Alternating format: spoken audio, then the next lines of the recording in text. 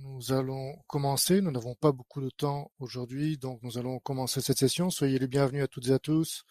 Merci beaucoup d'avoir rejoint l'Institut climatique du Canada et son webinaire qui nous réunit aujourd'hui concernant les énergies plus propres et plus intelligentes et plus grandes. Donc, comment accélérer la réalisation de projets d'électricité propre au Canada. Je suis Elisabeth, directrice auprès de l'Institut canadien des politiques de changement de l'Organisation des recherches.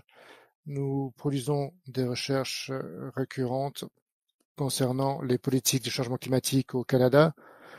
Nous ne sommes pas partisans et nous sommes une œuvre de charité enregistrée. Nous allons donc animer l'ensemble de cette session aujourd'hui. Je vais donc partager mon écran. Arrêtez de partager mon écran. Alors, malheureusement, avant de commencer, sachez que vous pouvez suivre cet événement aujourd'hui en anglais ou en français.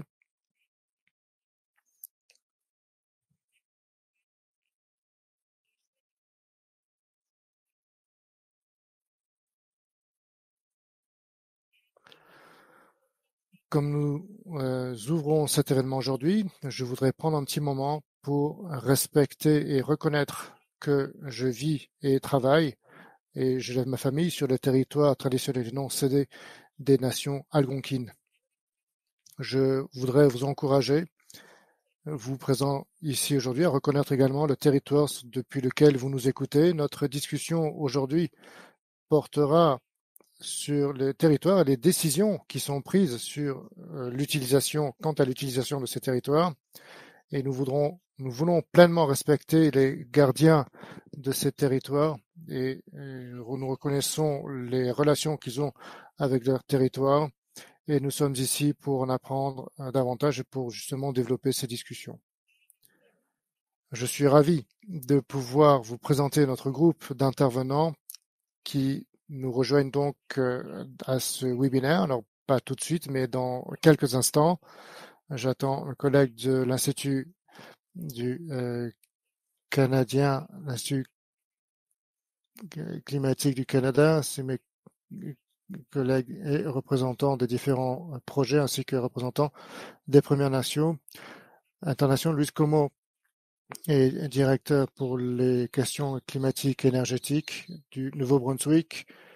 Robin O'Thie est partenaire et spécialiste de WLG et Lara Arnold, vice-présidente des affaires extérieures, du développement durable et de la politique de marché Trans-Alta. Dans quelques instants, je vais inviter des intervenants à me rejoindre ici à l'écran afin de pouvoir discuter des grands défis et opportunités associés avec les transformations du système électrique canadien afin de pouvoir mieux coopérer pour atteindre notre objectif d'émission net zéro.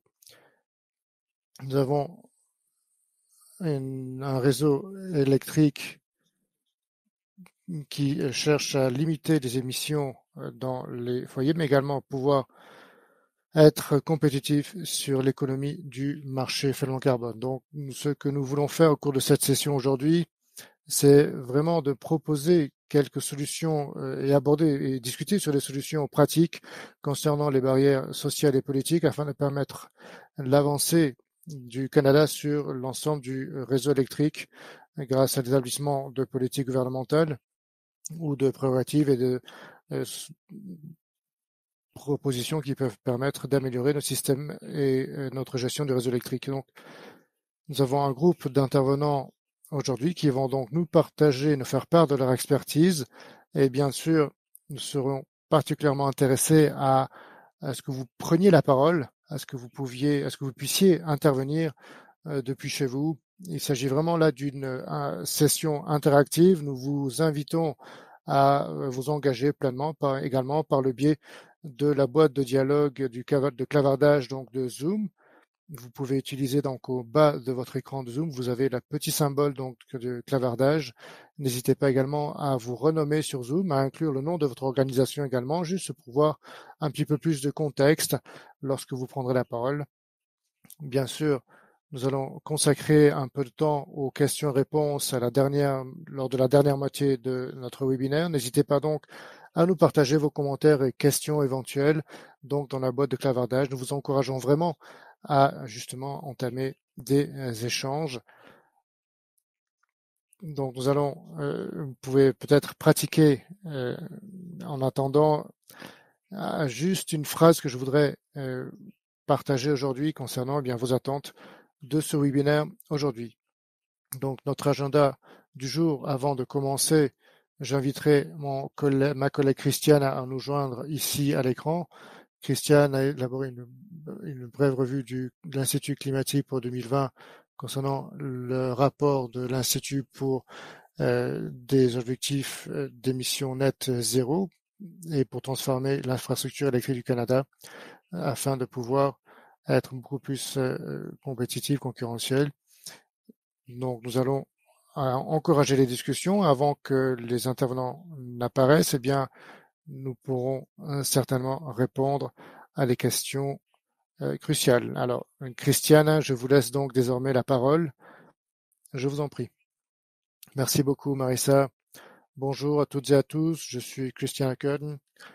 Je suis chercheuse associée au sein de l'Institut canadien climatique et nous avons élaboré donc ce rapport pour un réseau plus grand, plus propre et plus intelligent.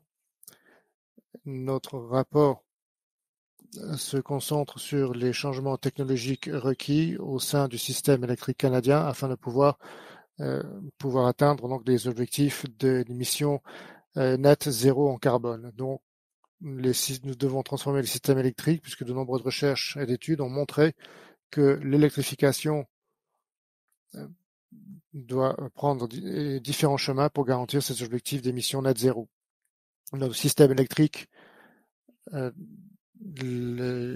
devons développer les solutions et outils pratiques qui peuvent accélérer donc la transformation des systèmes électriques canadiens pour soutenir nos objectifs de consommation net zéro.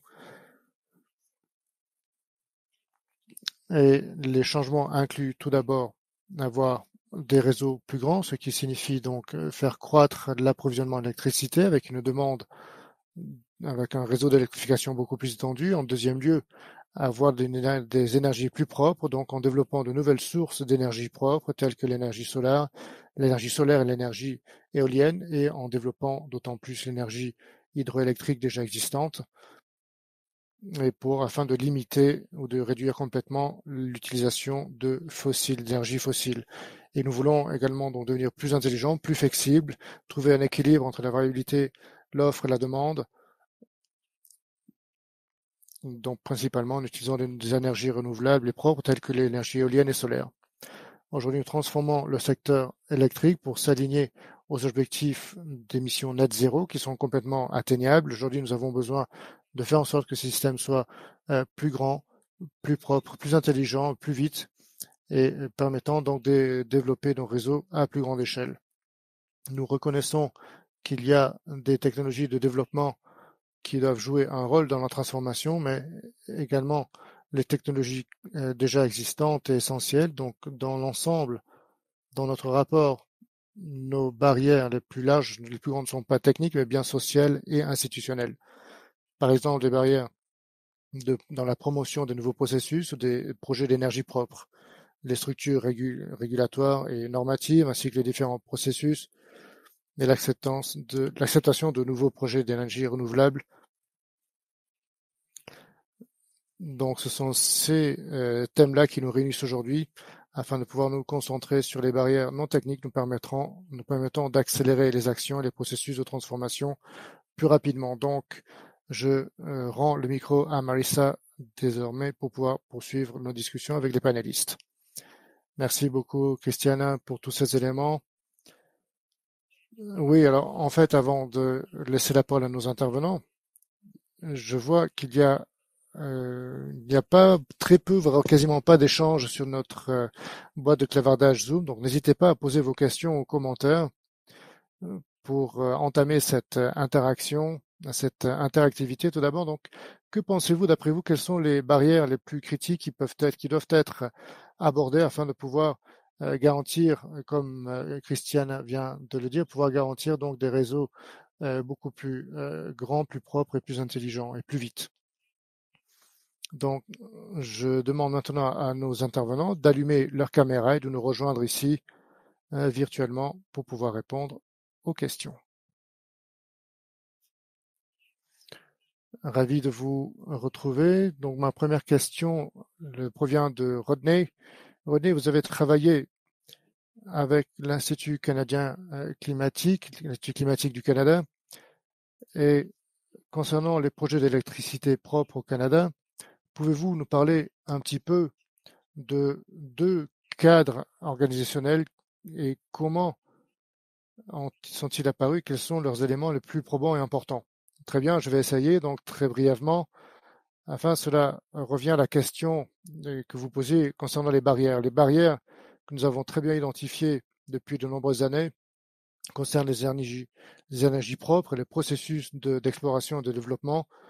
Je veux dire par là le processus juridique nous permettant d'obtenir, de trouver, découvrir de nouveaux sites permettant de générer de nouveaux types d'électricité. Donc, si nous revenons à ces objectifs, comme en parlait Christiane concernant nos nouvelles énergies propres, énergies renouvelables, quel type de processus pouvons-nous imaginer qui pourrait être disponible pour ce nouveau type de technologie, ce nouveau type d'énergie propre et renouvelable? Donc, concernant la partie essentielle de ce que je dis, c'est que nous pouvons considérer l'évaluation de sites comme étant un processus essentiel.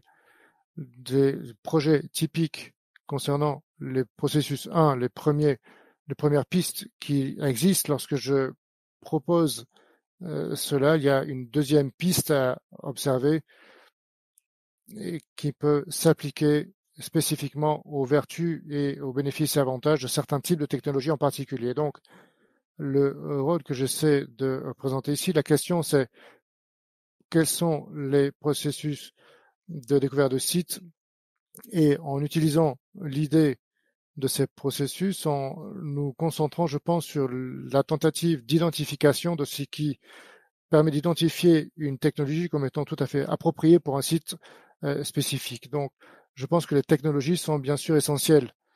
Tout d'abord, gérer effectivement ces technologies en nous concentrant sur ces approches. Et si vous avez des technologies éprouvées, cela signifiant donc que nous savons quoi faire dans l'environnement, vis-à-vis de l'environnement et quel type d'impact seront engendrés, quel type de bénéfices et d'avantages nous devons utiliser à des fins pérennes. Donc, également, que pensons-nous, sur quoi nous concentrons-nous concernant ces énergies, ces nouvelles sources d'énergie pérennes, et quels sont les impacts sur le site et quels sont les impacts en matière de santé. La deuxième chose sur laquelle je vais me concentrer concerne les zones très limitées d'impact. Donc cela, non seulement des zones de 5 km, mais peut-être des zones plutôt sur 100 mètres ou 1 km. Mais si vous avez tous ces éléments-là en place, éprouvés, juste donner quelques exemples avec l'énergie solaire, par exemple, je pense que vous pouvez considérer un processus de deuxième piste. Donc c'est ce que je voudrais signaler là, c'est l'impact donc sur site. Et quels sont les critères justement pour éprouver ces questions-là? Tout d'abord, l'offsite, comme je le disais, des zones très limitées d'impact hors site et sur site également très peu ou pas d'impact sur les caractéristiques écologiques.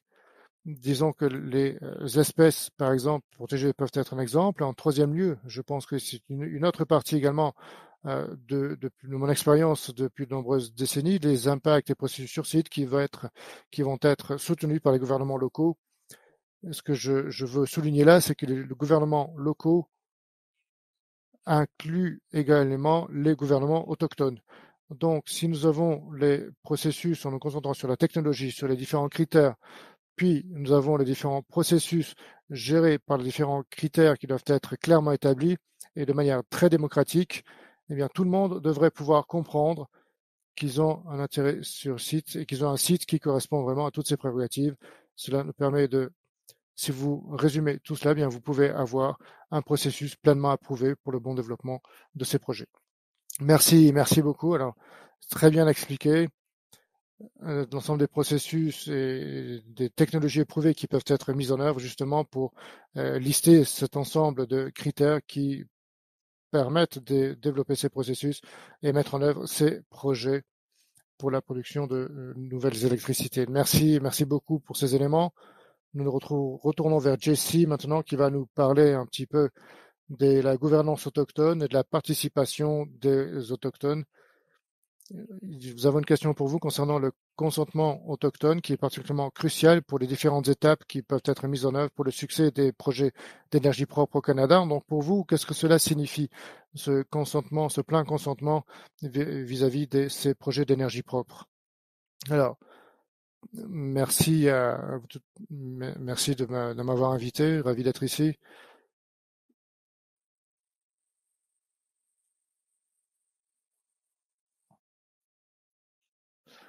L'intervenant s'exprime en langue autochtone. Je suis du CMCOMIC, représentant donc des coalitions, grand projet des Premières Nations, les nations Anishinaabe. Nous célébrons depuis 2012 la déclaration 2012 célébrant en particulier pour les peuples Anishinaabe dans la région de l'Ontario. Je voudrais exprimer mes remerciements à votre égard. Je suis Moïse Komikul, qui est un territoire traditionnellement cédé des populations Squab. Et j'apprécie beaucoup cette opportunité qui m'est donnée donc de parler de ces coalitions autochtones en matière d'innovation et de recherche. C'est un grand plaisir de participer à cette conversation. Il y a vraiment une déclaration particulièrement pertinente.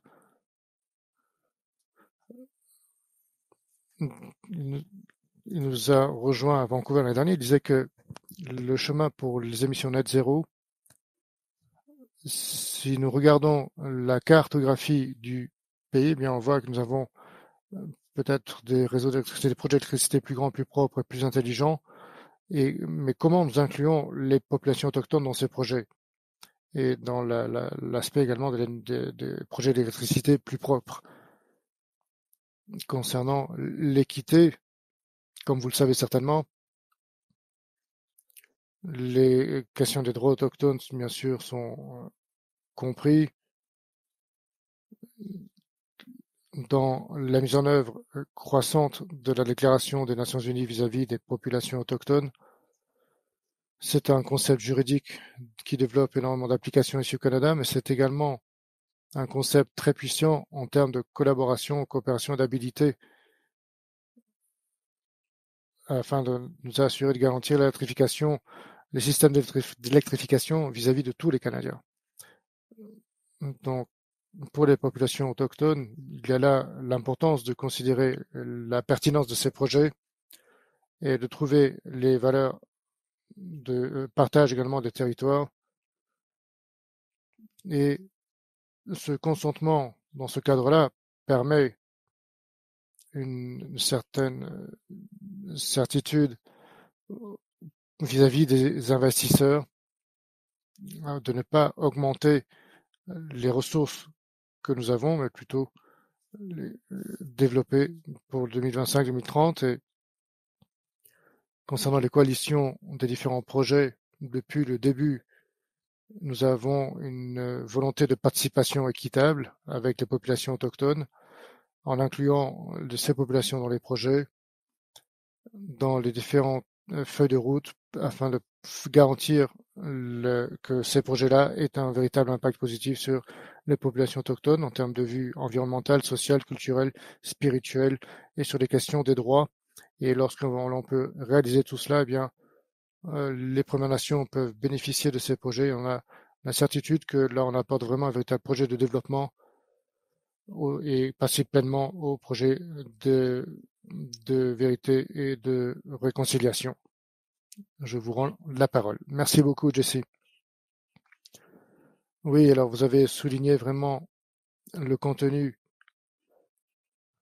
Et ce concept qui peut être particulièrement grand en matière de participation, le fait que les propriétaires des projets interviennent et partagent directement les bénéfices de ces projets-là également. Donc merci beaucoup pour votre intervention. Maintenant, je vais laisser la parole à Louise. Louise, j'ai hâte que vous nous parliez des licences sociales et comment peut-on trouver des solutions afin que les communautés puissent accepter ces projets. Merci pour cette question. Je rebondis sur ce que Jessie vient de dire concernant les modèles autochtones pour les projets qui se tiennent. Aujourd'hui, nous avons célébré les premiers projets énergétiques avec les populations autochtones et c'est un modèle. J'ai appris en étudiant, en tirant parti de mes échecs ici au Nouveau-Brunswick, ce dont nous avons besoin de mettre en œuvre pour pouvoir être couronné de succès, pour pouvoir trouver ce succès. Alors, j'étais confronté personnellement avec mon cousin. C'est une histoire. Mon cousin m'a mis au défi d'écouter les membres de communauté qui étaient opposés à notre projet éolien dans le Nouveau-Brunswick, puisqu'ils nous disaient donc vous n'allez vraiment pas tenir compte de ce que nous pensons. Et nous avons décidé donc d'essayer de mieux comprendre pourquoi ce projet avait échoué. Et nous avons donc abordé ce projet-là par une question de recherche. De quoi s'agit-il? Finalement, nous avons essayé de comprendre quels ont été les succès du projet, quels ont été les échecs de ce projet. Et très honnêtement, j'ai beaucoup appris, y compris sur le fait que si nous voulons que les projets soient connus de succès, nous devons répondre à cette question des projets d'électricité plus grands, plus propres et plus intelligents et plus vite. Et il s'agit tout d'abord de répondre à cette question d'ingénierie avant les questions sociales. Donc je pense que les ingénieurs vont devoir trouver les réponses. Et d'un point de vue social, nous devons apprendre en écoutant les personnes et en, en établissant, en extendant les révisions concernant ces projets, ces projets environnementaux qui ont essuyé de nombreux échecs depuis 30 ans. Alors, l'une des premières choses qui nous met au défi concernant l'ampleur des projets, c'est que nous sommes vulnérables, c'est-à-dire qu'il n'y a pas de nimbus qui représente finalement ce que nous pouvons écouter, donc, en fait, qui nous incite à vraiment prendre du recul, à vraiment écouter les populations locales en procédant à des études de cas directs. Et c'est vraiment ce qui souligne les préoccupations soulevées par ces communautés en faisant le relais de la distribution. C'est-à-dire que ces projets sont annoncés sans prise de conscience autochtone du fait des processus concurrentiels et des processus concurrentiels donc mis en œuvre autour des projets. Donc les projets finalement s'annoncent après que les marchés publics aient été octroyés sans consultation préalable des populations autochtones pour même ne serait-ce qu'envisager la co-création. Et c'est là la lutte principale, donc ce désaccord concernant les sites déterminés et qui ne présentent aucune flexibilité. Donc, nos nos problèmes procéduraux vis-à-vis de ces questions-là sont absolument fondamentaux. Et en deuxième lieu, concernant l'injustice de distribution avec les propriétaires terriens, qu'il n'y a aucun bénéfice direct auprès des communautés. Donc, quelles sont les meilleures pratiques à mettre en œuvre au niveau des accords avec les communautés locales? Et tous ces détails-là entraînent une spirale de confiance qui est mise à mal. Donc, nous devons avoir la présomption que les personnes vont s'habituer à ces projets et qu'au bon moment, voilà, ils vont arrêter de se plaindre, etc. Mais non, ce n'est pas forcément le cas. Il y a toujours des communautés qui sentent que ces projets d'entrée sont injustes, sont intolérants et ces projets-là ne vont jamais être appréciés par les populations. Donc nous devons certainement ralentir auprès des personnes concernées et toutes ces communautés sont concernées, donc nous devons partager les informations, partager les expériences et vraiment nous nourrir mutuellement de ces questions-là. Donc, en matière de recommandations, tout ce dont nous avons besoin, c'est une communication constante et efficace, échanger toujours, et les gouvernements doivent fournir davantage de soutien institutionnel, établir des lignes directrices en matière de soutien et concernant également les énergies renouvelables. Donc, je suis certain que nous aurons davantage de choses à dire à l'issue de ce webinaire. Merci Louise d'avoir mis l'accent sur l'importance des procédures de la justice de distribution et d'écouter surtout les préoccupations des communautés locales. Sinon, nous payons finalement ce manque de conscience, ce manque de confiance. Merci beaucoup. Je cède la parole maintenant à Laura Arnold pour cette dernière question. Laura, je voudrais entendre votre perspective, votre expérience et ce que l'industrie, comment l'industrie développe ses projets sur le terrain. Merci beaucoup, Marissa. Alors, je suis Laura Arnold de TransAlta, je suis responsable des affaires externes, durabilité, politique commerciale aux États-Unis ainsi qu'en Australie de l'occidentale. Donc, nous cherchons à étendre ces questions, bien sûr, dans le secteur électrique. Pour moi, l'aspect important, c'est de reconnaître tout ce que nous avons déjà effectué. Donc, depuis 2015, nous avons réduit nos émissions à hauteur de 68%. Bien sûr, au Canada, alors, depuis 2021, notre dernière centrale fermant en 2025, nous voulons créer davantage de centrales de production d'énergie renouvelable. Donc, depuis 2000, nous sommes passés de 900 mégawatts à plus de 2900 mégawatts en cogénération. Et nos concurrents au niveau du pays travaillent, les corporations qui travaillent au niveau du Canada. Nous savons que beaucoup d'excellent travail a été effectué et nous voulons vraiment procéder à des changements significatifs très prochainement. Donc, qu'il s'agisse des défis auxquels les secteurs et les opportunités font face dans les prochaines années ou sur le court terme, il y a différentes questions qui se posent ici. Disons que c'est assez complexe, c'est loin d'être simple, mais cet aspect complexe finalement crée de nouvelles opportunités, de défis, et ensemble, nous devons trouver vraiment de quelle manière nous allons pouvoir relever ces défis, faire face à ces nouvelles opportunités et embrasser ces nouvelles opportunités. L'implication des communautés et populations autochtones, et le soutien financier permettant de garantir la mise en œuvre de nouvelles technologies et d'investir dans ces nouvelles technologies, mais également de pouvoir soutenir la participation autochtone. Et c'est vraiment l'un de nos piliers. En tant que pays, nous devons vraiment nous concentrer comment mieux intégrer les populations autochtones en matière de participation sur les projets. Je pense également que le point de départ, c'est d'être plus intelligent. C'est par rapport à ce dont on a besoin pour vraiment trouver une solution propre qui soit abordable et fiable. Et pour cela, il faut travailler ensemble. Lorsqu'on pense au système, eh bien, on doit comprendre quelles sont les technologies émergentes, quels sont les services qu'ils fournissent et quelles sont les lacunes aussi, parce que nos systèmes, on doit s'assurer que notre système est également fiable. Si ce n'est pas le cas, on va pas pouvoir avancer.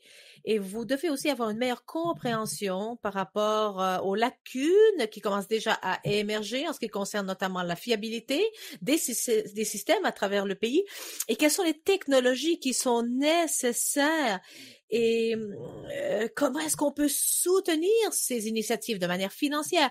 Comment peut-on obtenir des partenariats, par exemple, avec les communautés autochtones, etc. Donc, pour nous, pour revenir à cet aspect plus intelligent, c'est là où on doit capitaliser pour essayer vraiment de retirer le meilleur. Et je pense que ceux qui ont participé à cette séance, c'est important de réfléchir à la manière dont on peut faire cela ensemble. Wow, très bien. Oui, Lara, nous avons besoin bien sûr de souligner l'intelligence de la partie smarter, c'est-à-dire plus intelligemment. Détecter effectivement les fossés, les lacunes, comment est-ce qu'on peut combler ces fossés et trouver le financement aussi. Comment est-ce qu'on va financer le fait de combler ces fossés afin d'avoir un réseau qui soit, eh bien, plus fiable. Donc, bien sûr, c'est vraiment la transition, cela, vers ma deuxième question. Je vais me concentrer aux solutions à ces défis. On a déjà entendu de différentes solutions qui existent de la part de nos intervenants, des solutions justement pour relever les différents défis que nous avons devant nous et qui ont été identifiés pour la transformation électrique du Canada. Alors, on va essayer de creuser un petit peu pour voir ce que les intervenants ont à dire. On va essayer d'entendre toutes les réponses. Quels sont les leviers politiques dont nous disposons aujourd'hui et qui peuvent être nécessaires pour accélérer la transition canadienne des systèmes électriques?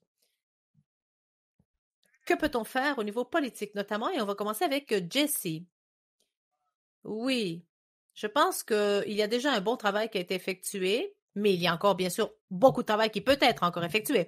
Je pense qu'il y a des étapes positives qui ont été entreprises au niveau notamment du développement, de cette évaluation d'impact fédéral.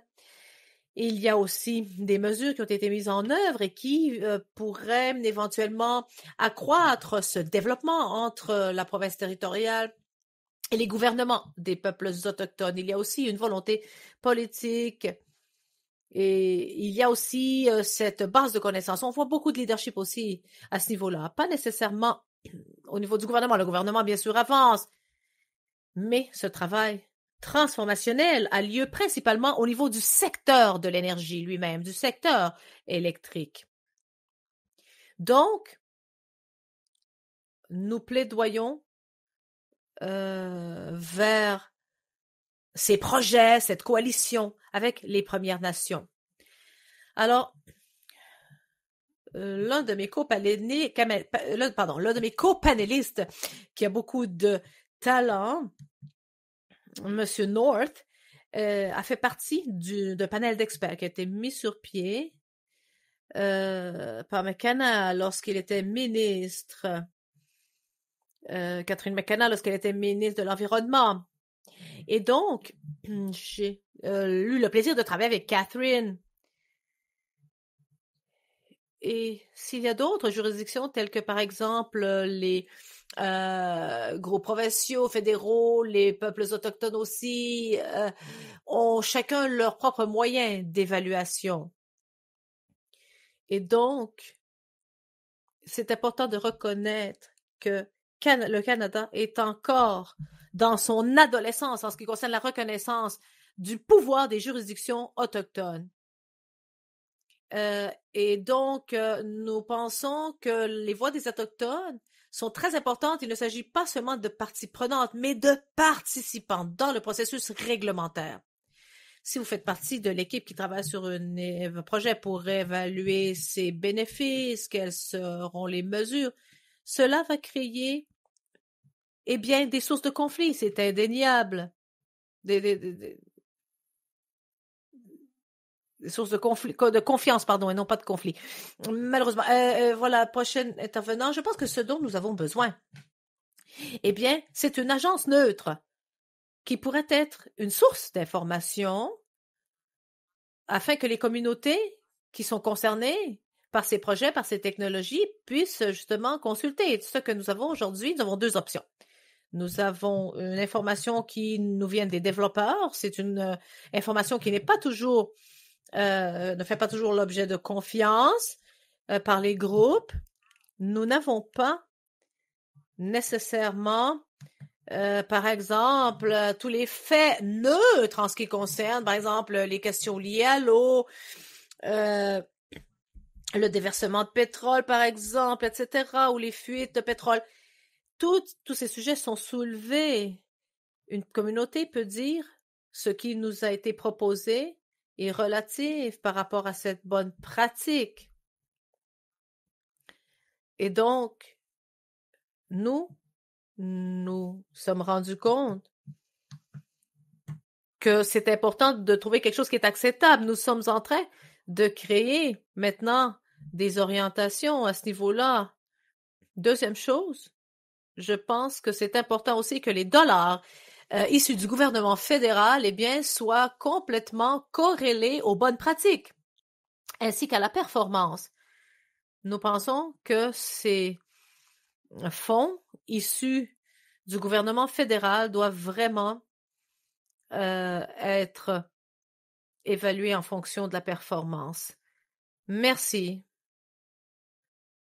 Je pense que la manière dont on voit les choses aujourd'hui, il y a beaucoup de travail excellent qui a été effectué. Deux choses du côté financement que je vais mentionner et l'autre du côté des permissions. Alors, en ce qui concerne le financement pour les technologies émergentes, on a vu cela, on a eu le financement direct, on a eu le soutien au financement, etc. Ça, c'est un travail excellent qui a déjà été fait. Du côté permanent, nous avons aussi des nouveaux budgets. Au niveau de l'engagement, on a vu ça dans le budget. Et donc, la première chose, c'est qu'il y a aussi un défi un défi auquel nous devons faire face en ce qui concerne la compétitivité vis-à-vis des États-Unis. Si vous regardez le nombre de leviers politiques dans ce domaine, je pense vraiment que le gouvernement américain essaie de réformer. Ensuite, il faut comprendre les choses dans un contexte canadien ainsi que dans un contexte du marché. C'est là où c'est important de pouvoir comprendre comment dans l'espace de l'électricité, nous soutenons différentes technologies. La question qui se pose, c'est est-ce que nous les soutenons de façon équitable afin qu'ils ne soient pas en compétition les uns avec les autres? Et quelles sont les technologies intéressantes dans lesquelles des entreprises telles que les nôtres, pourraient investir? Donc, on va financer, ensuite ils seront capitalisés et ensuite ils seront conçus. Si vous regardez ce type de stabilité qui nous impacte, cela nous impacte à nous, mais cela impacte également nos partenaires. Donc, lorsqu'on regarde, par exemple, la participation à l'équité des peuples autochtones, il y a aussi cet impact. Ce sont des types de partenariats qui sont importants où l'on pourrait impliquer ces communautés et donc faire des plans pour l'avenir. Excellent, merci Laura. Rodney, la parole est à vous. Votre microphone est coupé, Rodney. Ah, oui. Le premier point. Quel est le rôle joué par les juridictions? Tout d'abord, toutes les juridictions ont un rôle à jouer face à ce défi municipal, fédéral et autochtone. Deuxième point, j'aimerais rebondir sur ce que Louis et Jesse ont dit. Sur la base des expériences récentes, nous devons avoir un cadre local. Nous devons avoir un cadre où les gouvernements locaux, municipaux et autochtones puissent mettre sur pied un cadre avec les propriétaires terriens locaux. Et encore un deuxième aspect à tout cela. Qu'est-ce qui se passe avec les niveaux plus élevés du gouvernement? Ici, j'aimerais mentionner quelque chose. Je pense que les territoires provincial et fédéral peut établir une règle de base. Et j'aimerais justement souligner le mot de base. C'est-à-dire, c'est important de parler du financement, Laura l'a mentionné. Je sais que le gouvernement fédéral doit établir les règles de base et ensuite garantir les ressources suffisantes, faire en sorte que cela soit disponible au niveau plus locaux du gouvernement. Tout d'abord, pour appliquer les règles de base au niveau local, les ajuster aux critères de juridiction de ces gouvernements locaux. Et j'aimerais rebondir sur ce que Jessie a dit en ce qui concerne l'évaluation d'impact. Cette loi sur l'évaluation d'impact, eh bien, est d'après moi ce que j'appellerais le niveau existant, c'est-à-dire le premier en son genre au niveau d'un processus qui s'applique à ces grands projets. Pour des projets plus petits qui sont en dessous de ce seuil de grands projets, que peut-on dire par rapport à ces petits projets? Que peut-on faire afin qu'ils puissent avancer plutôt au niveau local et qu'ils puissent être aussi adaptés? Fantastique. Merci pour tout cela. Énormément d'idées qui ont été partagées, de défis et de solutions. J'aimerais maintenant profiter de cette dernière partie de cette séance pour que vous puissiez poser vos questions. Alors, j'ai vu que les participants étaient très occupés à taper leurs réponses dans le clavardage. Bon, je pense qu'on ne pourra pas poser chacune des questions individuellement, mais comme je l'ai dit tout à l'heure, on va essayer de répondre à autant de questions que possible. La première question porte sur les rôles relatifs, c'est-à-dire la politique prescriptive versus le choix des consommateurs en ce qui concerne l'électricité propre. Donc, comment peut-on atteindre un équilibre lorsque on veut réaliser des projets de manière plus rapide? Bon, moi je peux répondre. Merci pour cette question. Je lisais tout à l'heure certains des commentaires qui sont apparus dans le clavardage. Et j'aimerais déjà remercier les participants pour cela. Alors, lorsque vous voyez les politiques, la politique qui est impliquée dans tout cela, parfois vous voyez des empêchements aussi, par exemple, pour voter des lois. Il y a un non-alignement, en quelque sorte, en ce qui concerne les différents niveaux, notamment les niveaux du gouvernement plus élevés. Donc, vous vous trouvez dans un moment, dans une situation où vos projets sont retardés en raison d'investissements retardés. Si on veut réaliser le net zéro, il y a des opportunités. Peu importe quelles peuvent être les voies politiques, il y a toujours une opportunité pour qu'on puisse sélectionner ces opportunités. Et justement, quand je pense à ce rapport, ça me fait penser à une transition juste, à l'emploi, à des emplois durables. Et au final, les revenus des citoyens, leurs emplois, tout cela va changer. Nous devons nous assurer que le soutien existe.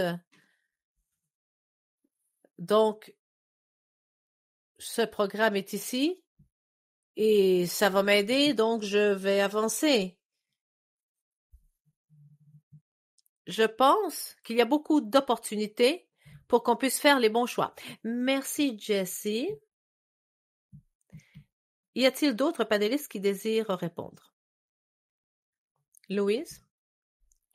Peut-être juste pour rendre explicite cet aspect de l'échelle.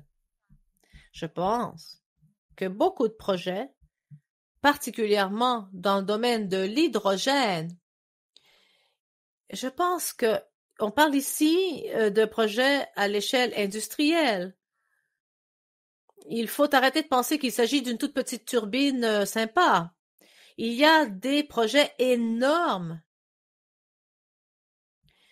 Et je pense que les gens préfèrent des projets à plus petite échelle. Je pense qu'il y a moins de soutien pour les grands projets à grande échelle. Par exemple, lorsqu'on pense à petite échelle, on pense au solaire, l'énergie solaire, on pense par exemple à des projets qui sont détenus par les communautés, par les ménages, des coopératives par exemple, ce genre de choses. Merci. Je vais maintenant poser la prochaine question. Parlons donc des préjugés vis-à-vis du statu quo. Il y a des gens qui font un lobbying contre les changements. Et ça, c'est un problème qui apparaît à travers toutes les sphères. Et les panélistes l'ont bien dit. Les façons familières de faire les choses, les technologies familières, risquent de prédominer. Donc, je pense qu'il faut essayer d'aller au-delà de ces préjugés vis-à-vis du statu quo. Comment peut-on faire? Je pense que cela est lié à l'éducation. Il y a parfois un manque de compréhension par rapport au progrès qui a déjà été effectué, par rapport à la transition qui a déjà été réalisée. Nous ne vivons plus dans un monde où il y a seulement des grosses turbines, du charbon, du gaz. Nous avons déjà entamé cette transition. Donc, il faut voir quels sont les défis qui sont devant nous ainsi que les opportunités. Et il y aura des changements au niveau des technologies, mais je pense que c'est important que les gens comprennent cela. Il faut comprendre aussi ce que peuvent proposer les nouvelles technologies. Il y a certaines choses qui sont différentes, mais il y a des nouveaux avantages qui y sont liés. Je pense que l'équilibre entre les deux est important et c'est important de comprendre cet équilibre et de comprendre où est-ce qu'on est situé. Il y a un autre côté à cela aussi. Il faut comprendre aussi les limites. Il y a des gens qui évitent de parler des limites de certaines technologies, mais c'est important d'avoir aussi ces conversations afin qu'on comprenne vraiment la globalité de tout ce que cela implique, les coûts et les opportunités. Parce que je pense que cela, c'est parfois la lacune qui se profile, c'est-à-dire que il y a des informations qui manquent des deux côtés. Oui, c'est une trajectoire. C'est aussi une question de discussion. Il y a le statu quo, mais Jesse a mentionné notamment cette évaluation d'impact. Alors, l'idée n'est pas de remplacer le premier, c'est d'ajouter une deuxième piste pour qu'on puisse avoir davantage l'implication des communautés. Donc, je pense que on peut, en ouvrant l'espace à de nouvelles technologies, eh bien, on peut de cette manière lutter contre ces préjugés. Excellent. Je pense qu'on a encore le temps pour prendre une dernière question.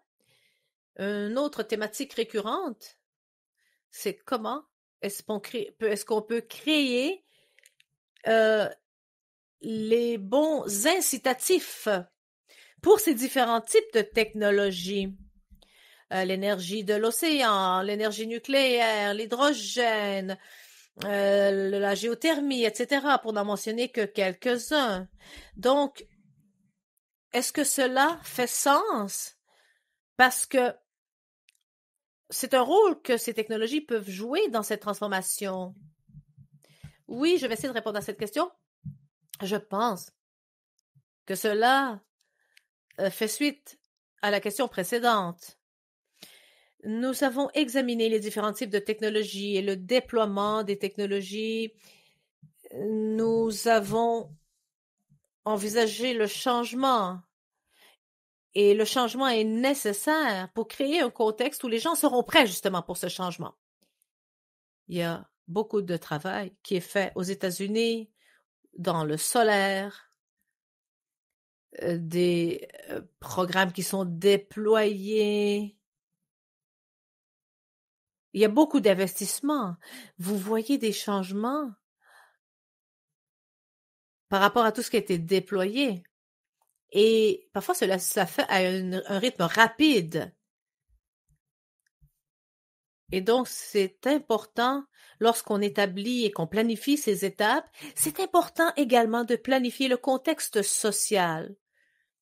Parce que la décision réglementaire,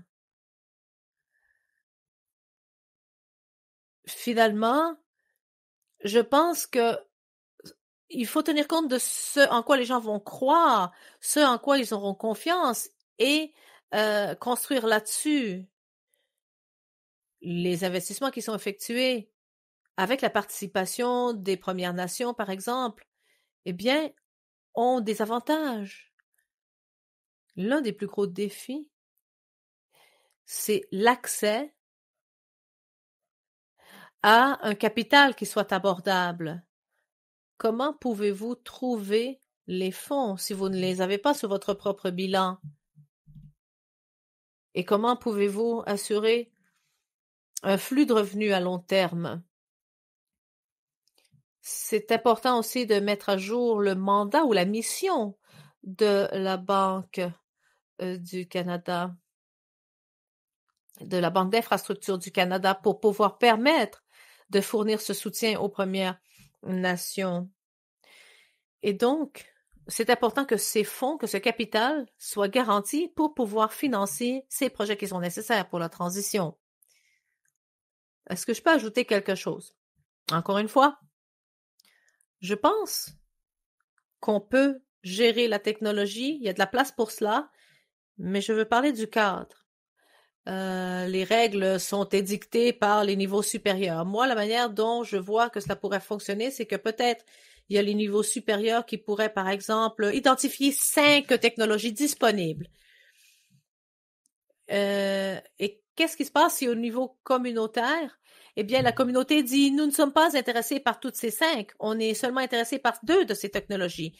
Donc, on va créer des processus locaux qui vont, par exemple, rendre 2 processus éligibles. Et une autre communauté peut dire, eh bien, nous en voulons une autre, différente. Mais l'idée, en fait, c'est d'avoir un cadre de base, mais aussi une capacité de faire entendre sa voix au niveau local. Je pense que c'est très important que, au niveau local, cela soit accepté. Si vous perdez le niveau local, vous allez rejeter tout le cœur de la réforme, de ce que cette réforme devait être. Nous avons appris cela au fil de 10 ans d'expérience, en tout cas du moins en Ontario. Donc, ça peut montrer la voie à suivre aussi à d'autres communautés qui ne sont peut-être pas si enthousiastes dès le départ et qui vont peut-être voir les avantages de cela. Je pense que l'adoption et l'acceptation au niveau local est cruciale. Pour rebondir là-dessus, il y a cette approche vis-à-vis des gens qui ne connaissent pas la technologie et qui permet aux communautés de participer. Parce que si nous n'avons pas ce point de vue des personnes qui ne connaissent pas la technologie, comment peut-on faire accepter cela? Il y a des différences entre les technologies. Donc, c'est important de pouvoir identifier les technologies que les gens veulent adopter. Nous avons des financements constants. Nous avons des soutiens pour différentes technologies émergentes dans ce système. Comment est-ce qu'on va trouver un équilibre entre la composante équité autochtone et cela ne doit pas être identique, mais je pense qu'il faut y avoir vraiment une compréhension de l'importance de cette constance. Merci, Laura. Bon, je ne sais pas si on a encore beaucoup de temps, mais je vais vous donner la parole, en tout cas, pour terminer. Merci. Je voulais rebondir sur ce que Rodney a dit et m'assurer qu'il y a une distinction entre le soutien de la communauté et l'engagement ou l'implication de la communauté. Les accords en ce qui concerne les propriétaires terriens, par exemple, eh bien, ça peut être quelque chose qui peut créer beaucoup de jalousie au sein d'une communauté. Vous avez besoin des propriétaires terriens parce que c'est là où les projets vont avoir lieu. Cela aura lieu sur des terrains privés. Mais il faut aussi des accords de bénéfices communautaires. Et je pense que c'est important qu'on parle de 2 choses différentes.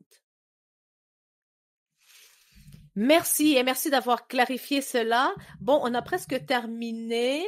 Je vais maintenant conclure cette séance. Est-ce que les participants veulent encore poser une dernière question, si vous voulez vous activer dans le clavardage, c'est votre dernière chance. Et quelle est la prochaine étape cruciale pour pouvoir justement accélérer cette transition électrique? Et je voulais juste identifier certains appels à l'action. Je pense qu'il y en a 3. Tout d'abord, on se concentre sur le cadre juridique, sur le cadre institutionnel, sur ces processus, mettre sur pied, par exemple, une nouvelle institution, une institution mutuelle qui pourrait, par exemple, réformer les programmes de financement. Donc, ça, c'est peut-être l'aspect du juridique. Ce qui m'est venu à l'esprit, c'est le contexte social, c'est-à-dire de créer les conditions sociales appropriées pour que ces projets soient approuvés. Vous avez parlé d'une participation réelle, d'un partenariat réel avec la communauté locale, d'écouter leurs préoccupations, de co-créer des projets avec eux, d'écouter leurs préoccupations et leurs inquiétudes. Donc, cet aspect social est très, très important.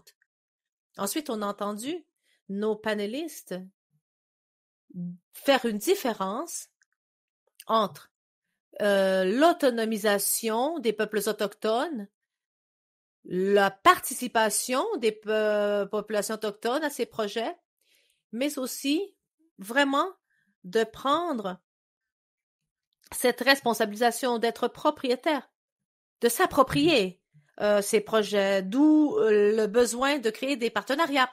Voilà donc les messages clés à retenir. Il s'agit seulement du début de cette conversation. Il y aura beaucoup d'autres opportunités pour discuter de ce sujet avec l'Institut climatique canadien. Et cela sera la base de nos discussions ultérieures. De toute façon, je vous encourage à participer via le clavardage.